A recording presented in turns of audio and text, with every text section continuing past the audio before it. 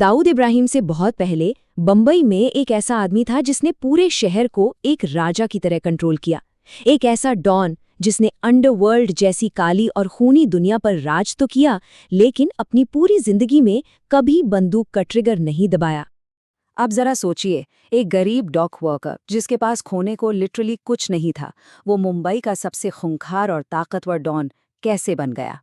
कैसे उसने सोने और खौफ का एक ऐसा एम्पायर खड़ा कर दिया कि पुलिस से लेकर बड़े बड़े राजनेता तक सब उसकी उंगलियों पर नाचते थे। और सबसे बड़ा सवाल तो ये है कि उसने बिना किसी की जान लिए इस खूनी अंडरवर्ल्ड पर राज कैसे किया। आज इस विश्लेषण में हम गहराई से समझेंगे हाजी मस्तान की उस अविश्वसनीय कहानी को। ये कहानी किसी डार्क सस्पेंस से भरी ब्लॉकबस्टर फिल्म से कम नहीं है। तो चलिए इस रहस्यमयी दुनिया में कदम रखते हैं। बात है साल 1926 की। तमिलनाडु के एक बेहद गरीब किसान परिवार में जन्म होता है मस्तान हैदर मिर्जा का। ये कहानी शुरू होती है भयंकर भूख और स्ट्रगल से। जब वो 8 साल का था तो उसका परिवार बॉम्बे आ गया। क्रॉफर्ड मार्केट में अपने पिता के साथ साइकिल के पंक्चर बनाते हुए उसने सालों तक सिर्फ उन चमचमाती महंगी गाड़ियों को वहां से गुजरते देखा जिनका वो सिर्फ ख्वाब देख सकता था। गरीबी तो मानो उसकी किस्मत में लिखी थी, लेकिन उसके इरादे बहुत ही खतरनाक थे। लेकिन ये साइकिल की दुकान तो मस्तान के विशाल साम्राज्य की बस एक शुरुआत थी। असली कहानी ने तब रफ्तार पकड़ी जब वो बॉम्बे डॉग्स पर कुली बन गया। वहां शेर खान पठान नाम का एक खूंखार गुंडा कुलियों से जबरन हफ्ता वसूलता था। अब मस्तान ने खौफ खाने के बजाय बगावत कर दी। उसने और उसके साथियों ने शेर खान को ऐसा सबक सिखाया कि वो दोबारा कभी वहां नजर नहीं आया।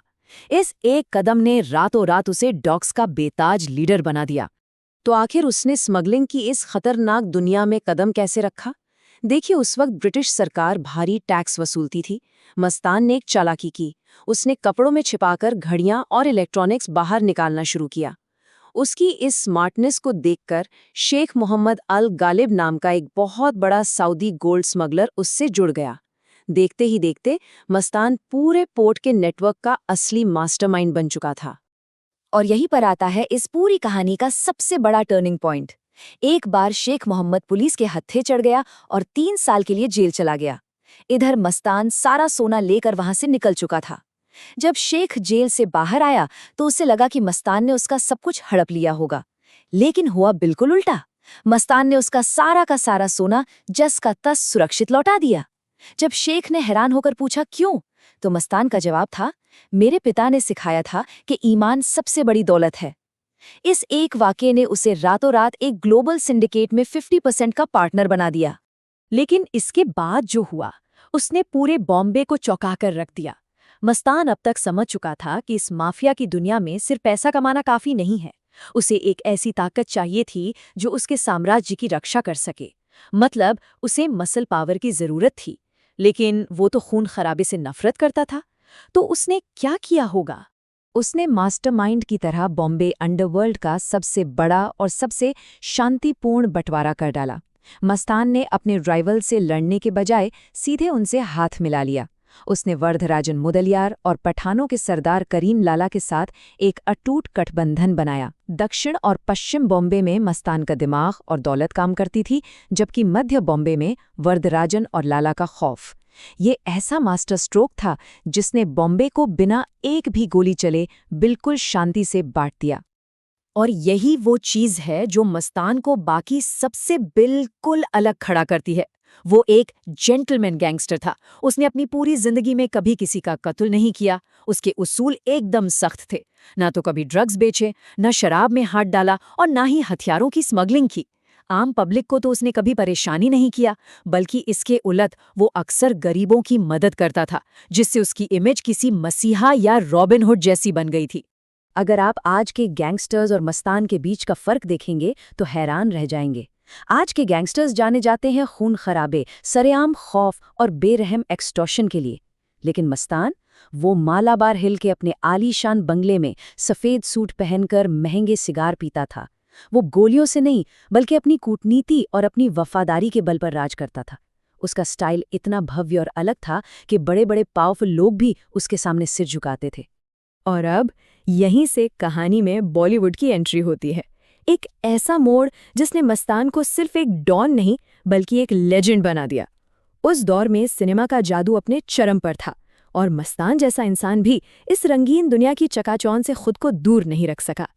आपको जानकर हैरानी होगी कि मस्तान का बॉलीवुड पर प्रभाव कितना गहरा था। उसने बड़ी बड़ी फिल्मों में पैसा लगाया। दिलीप कुमार और राज कपूर जैसे दिग्गज उसके साथ उठते बैठते थे। और सबसे दिलचस्प बात पता है क्या है? महान लेखक सलीम जावेद और खुद अमिताभ बच्चन मस्तान के चाल ढाल और बात करने के तरीके को ऑब्जर्व करने उसके बंगले पर जाया करते थे। ब्लॉकबस्टर फिल्म दीवार में अमिताभ का आइकॉनिक किरदार विजय काफी हद तक मस्तान की इसी जिंदगी से प्रेरित था। लेकिन कहते हैं ना कि अकू, दौलत और खौफ के बावजूद एक डॉन भी प्यार पर हुक्म नहीं चला सकता। उस दौर की बॉलीवुड की सबसे खूबसूरत अदाकारा मधुबाला को देखकर मस्तान अपना दिल हार बैठा था। उसने अपनी मोहब्बत का पैगाम भी भिजवाया, लेकिन मधुबाला ने उसे सीधे ठुकरा दिया। इस अजय डॉन की जिंदगी की ये सबसे बड़ी और दर्दनाक हार थी, और इस हार को वो कभी भुला नहीं पाया। उसने असल में एक सपना खरीदने की कोशिश की।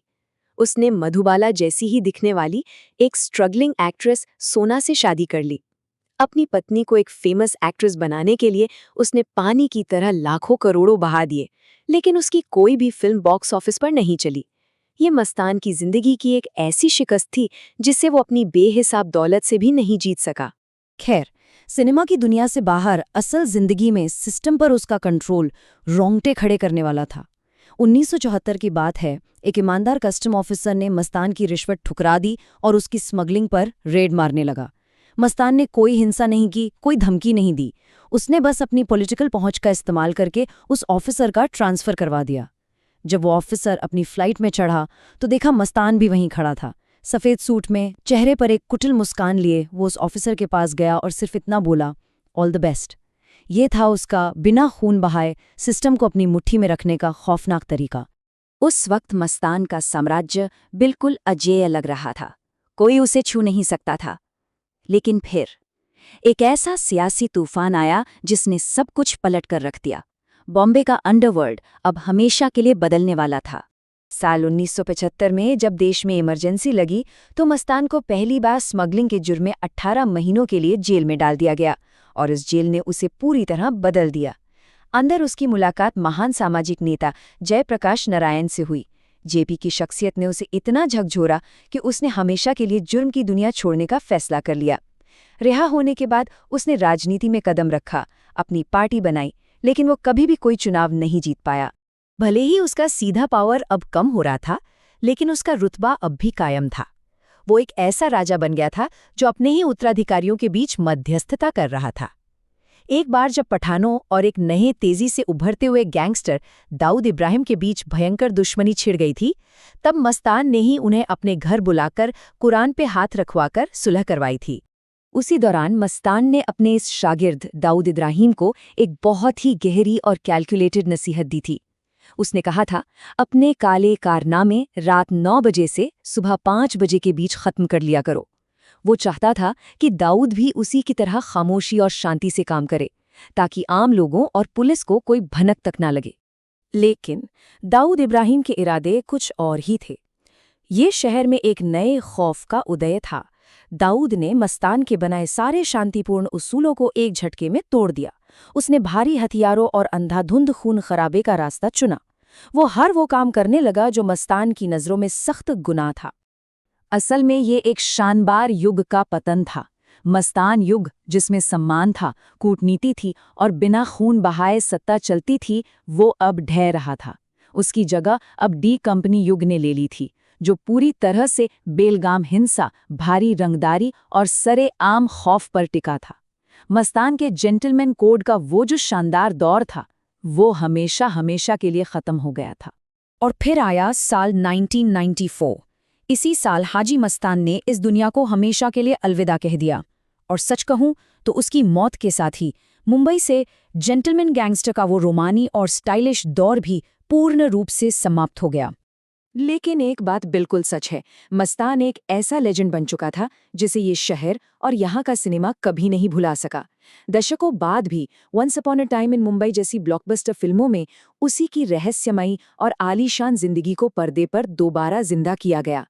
उसकी शख्सियत का जो जादू था वो आज भी बेमिसाल है। आधुनिक गैंगस्टरों के मुंबई पर कब्जा करने से पहले एक आदमी ने खौफ, स्टाइल और अपने प्रभाव के साथ इस शहर पर राज किया। सोचने पर मजबूर होना पड़ता है कि एक ऐसा साम्राज्य जहां न गोलियां चली न खून बहा, क्या ये अंडरवर्ल्ड कभी फिर से ऐसा कोई राजा देख पाएगा?